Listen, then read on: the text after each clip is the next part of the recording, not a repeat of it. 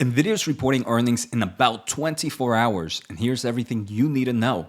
Today's episode will have three main topics. First, a look at last quarter and major updates in the past few months. Second, a quick look at what analysts are expecting for earnings and guidance. And finally, what I'm looking for to learn from this earnings call. So let's get started. I want to thank The Motley Fool for sponsoring this video, and check out fool.com/Jose for the 10 best stocks to buy now. With that link, you get a promotional offer for their subscription service. Now, let's continue with today's episode. All right, so let's just start off with a quick update on Nvidia. And for those that are not familiar, I'm not sure how, this is a big AI company thanks to their AI chips. And in the past few quarters, about a year, maybe about a year now, we have seen this huge growth in artificial intelligence, which is really driving Nvidia's revenue to grow like crazy, as they are pretty much the top king in forms of technology for AI hardware, AI software, and AI infrastructure. And we can see right in the past few quarters, quarter two revenue was 13.5 billion, quarter three was 18.1 billion, quarter four, their most recent quarter, was 22 billion, up roughly 265% year over year and up 22% quarter over quarter. The main reason is AI chips for data centers, right? They're chips that go into big cloud service providers like Microsoft, like Meta, like AWS, like Google. They're spending so much money on AI infrastructure right now. And that's pretty much what's really driving Nvidia's revenue to continue to grow. We can see in their most recent revenue earnings, it was a total of $22 billion, and roughly 18.4 billion came from the data center market, which was up over 400% year over year and 27% quarter over quarter. What investors are pretty excited is one of the bottlenecks for Nvidia and their revenue is the chips that they make or that they design are on a supply chain constraint where there's not enough supply capacity to really meet up with demand. But they are improving their overall supply chain every quarter, and that's where we're seeing a bounce up in revenue, a nice step here and there as that supply capacity continues to increase. Luckily for Nvidia investors, even with the supply issues improving, there's still much more demand than there is supply. So obviously we can still continue to see, and many are expecting revenue growth throughout the upcoming quarters. Now, in this most recent quarter, there were some interesting notes that I think investors should be familiar with. For example, the H200, which was their next version of their current generation, the Hopper architecture. So right now they're kind of shipping out the H100s. They are on track to ramp the H200, which is just a faster version of that generation in quarter two. And we're going to look at that in a bit. The other thing is this company doesn't only create AI accelerators, they create the whole infrastructure. So they have a lot of networking solution. And in their most recent quarter, they did mention that they were on track to ship their Spectrum X, which is their end-to-end Ethernet and networking solution. So those are probably the main topics and the main products that we should be really listening to right now. Obviously, I'll take a closer look at some of the future products in a bit, but kind of we can see on April 24th of 2024, Nvidia dropped their first DGX H200 product to OpenAI. So we can see that the H200 is on schedule and is shipping to the top AI companies. Now, in some other updates, we do have in the most recent May 12th of 2024, we are also seeing the Grace Hopper, which is this Nvidia CPU and GPU going out and powering some of the supercomputers out there in the world. So the Grace Hopper is their new kind of product in the CPU, GPU market. And as you guys are familiar with this channel, I am very, very bullish for the next generation of this product, the Grace Blackwell platform, which I believe is going to be the biggest revenue driver for Nvidia. Now, talking about the Grace Blackwell, the Blackwell-based products will be available from partners starting later this year, so most likely quarter four of 2024. Before we go any further, we are now on the road to 50,000 subscribers by the end of the year. Thank you all for the crazy support. So if you haven't and are enjoying the content, make sure to hit the thumbs up and the subscribe button.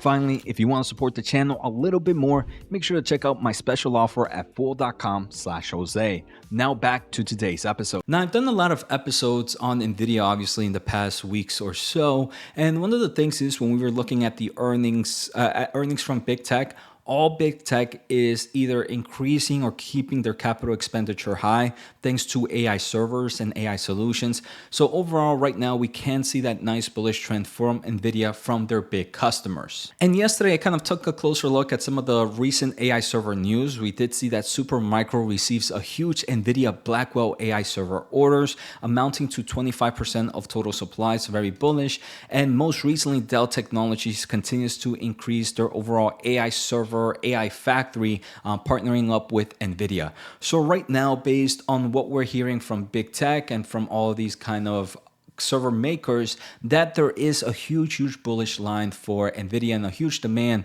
for a lot of their products right now. All right, so what I want to do next is kind of take a closer look at the outlook Nvidia gave us for quarter 1 of fiscal year of 2025, and also what analysts are expecting right now. So Nvidia believes revenue will be roughly $24 billion plus or minus 2%, and most of it is pretty much driven by the data center market. Another thing to keep in mind of is this company is expecting gross margins to peak in quarter 1. In quarter 1, they expect it to be roughly 77% on a non-GAAP basis, and they do expect gross margins to return to the mid 70% rate after that. So it does seem like maybe because supply chains are easing, they don't have that crazy pricing power. There can also be an unfavorable mix on products. Maybe they start shipping some other products with lower margins, but at the end of the day, a semiconductor company with margins of 70%, I think that is insane. Now remember that $24 billion, we can see that analysts right now, there's about 41 analysts here that are expecting revenue on average to be roughly $24.6 billion.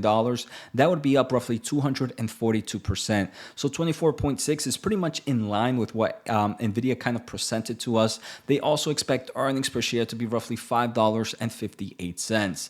Now, if we take a closer look at more analysts and more estimates here, we can see that on the low end, analysts are expecting roughly 23.6 billion. So not that far off from what Nvidia gave us, but on the high end, we have some that are expecting over 26.8 billion. That's over $2 billion, almost, I want to say at least a 10% beat of what Nvidia is guiding. So overall, we can see that the market is, there are some analysts that are bullish overall for the amount of how much this company can beat revenue for the upcoming quarter. The other thing that I found pretty interesting is they do kind of showcase here an earnings per share trend where right now current estimates expect about $5.59 on earnings per share. But just 30 days ago, that was $5.53. Just 60 days ago, that was $5.51. In 90 days, that was about $5. So we can see how analysts right now are becoming more and more bullish as they continue to increase the average earnings per share trend here for the upcoming quarter. And that same trend can be seen through next quarter as well. So now I want to take a closer look at what revenue estimates are expecting for the next quarter. So remember, this quarter, they expect somewhere around 24.6 billion on average. Analysts for the next quarter is expected to be roughly 26.8 billion. So Nvidia needs to guide at least 26.8 for the market to be at least somewhat okay with it. I'm pretty sure they might beat these numbers if we continue to see supply chain growth. Now for 2 quarters from now, which Nvidia is not going to guide, they expect roughly 29.3 billion. And for the following quarter after that, they expect roughly 31.64 billion. So this is quarter 2, this is quarter 3 expectations, and this is quarter 4 expectation. So we can see at least for this full fiscal year, every quarter we expect revenue growth from Nvidia, and it seems by close to at least 10% on a quarter-over-quarter basis. Some other things that we are seeing is for the current fiscal year, Nvidia is expected to have roughly $113 billion in total revenue, and for the next fiscal year, so pretty much in the next 2 years from now, revenue is estimated to be roughly $142 billion. So we can see analysts are very bullish for this company overall. Right now, PE ratio forward 1 year sitting at 29.22. That's roughly two years from now. Nvidia at these levels at 900, I mean, Nvidia is my number 1 share position, so maybe I might be biased on current pricing. I would say these are prices where if you really want to enter, it's very small dollar cost averaging over time. The market always seems to give us opportunities. We definitely took about those opportunities about a month ago when Nvidia really dropped down to those low $700. And if you watch those videos, I made a video of why we should remain bullish when the company took a nice dive below 800. And it seems to be a great time for me to have made those videos. We can see here on April 19th, the stock dropped to 762. So make sure to stay tuned to this channel if we really get another buying opportunity. And I would definitely talk about it in my videos. Now, the final thing I wanted to take a closer look at is what I'm personally looking forward towards this earnings. So here on my Twitter or X, feel free to follow me. I kind of posted what I want to learn from this earnings call. First is, has the original thoughts of the year's margin shifted a little bit? We didn't hear from Nvidia that Q1 is expected to be the peak at about 77%, and then we expect it to drop to the mid 70s throughout this year. Is that trend still the same, or have things changed? So I want to learn about that. The other things I want to learn are about supply chain issues, the advanced packaging that Nvidia needs that is really creating the supply chain issues or supplying capacity constraints is CoWoS and CoWoS-L for the Blackwell platforms.